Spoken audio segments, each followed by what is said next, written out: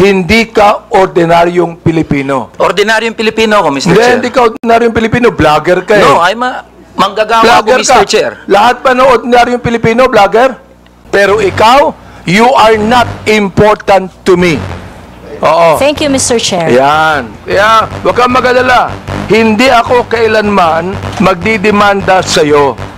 Oh, tumatawa ka pa eh. Thank you, Mr. Chair. Natatawa ka sa akin eh. No, Mr. Chair, I am expressing my gratitude, Mr. Chair. Ganun ba? You made a statement against me. Ang sabi mo, ganito, kung abante, paswelduhan ka ng taxpayer, gag... Tinawag mo akong... Tinawag mo akong gag... Ba't mo ginawa sa akin yun? Gusto mo ba akong umiyak ngayon sa'yo? Please, yes. That is part of my freedom of speech, Mr. Chair. Oh, is that right? Yes, Mr. Chair. So your freedom of speech is to tell a person that he is gag... Freedom of speech ba yan? My freedom of speech, part of my freedom Ang of galing speech mo. is to react Ang on the galing mo. action of Ito a public pa, official. sinabi mo ha, in another post, ito sinabi mo, isasampal ko ito sa pagmumukha mo. That's still freedom of speech. Yes, Mr. Chair. Ganon. If I tell you right now, sasampalin kita, freedom of speech yan. That's part of your freedom, Mr. Chair. Pag sinampal kita, hindi na freedom of speech yan. Of course, sir, it's overt Hindi action na. already. Ang galing. Mahusay ito. You hated me. Hindi pwedeng sabihin mo sa akin na you love me. Is that the person that you said that you love me? I love you, and because of that, isasampal ko ito sa'yo. At the very most, I do not like your performance as a member of the 19th Congress. But hate is such a powerful word, Mr. Chair. If you think that you are violated by my exercise of my freedom, you would have your right and No, be in court. don't worry.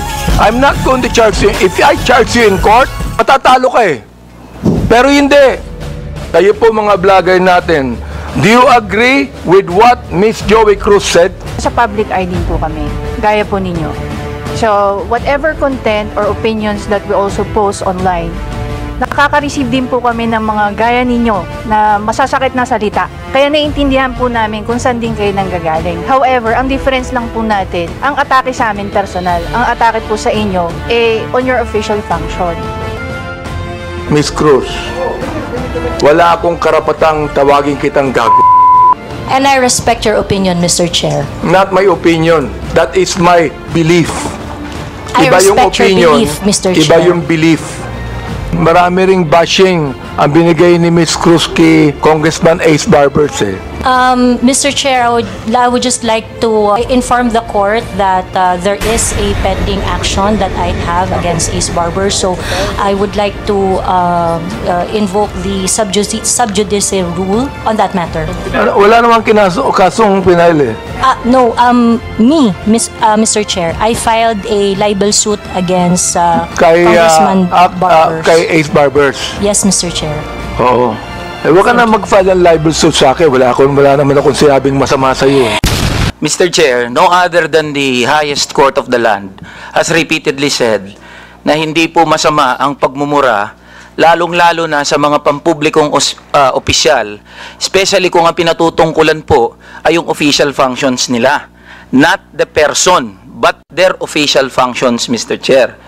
So yun po ang paninindigan, lalong-lalo na po namin bilang mga manggagawa, dahil kahit meron pong TikTok, Facebook o social media, sa komunidad po, yan ang lengguwahe ng mga manggagawa at ordinaryong Pilipino na nagagalit.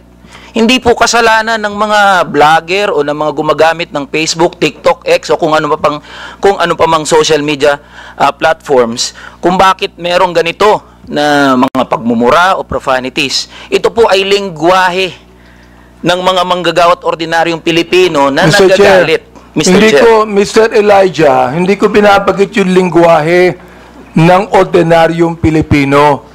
Ang binabanggit ko, lingwahe ng vlogger.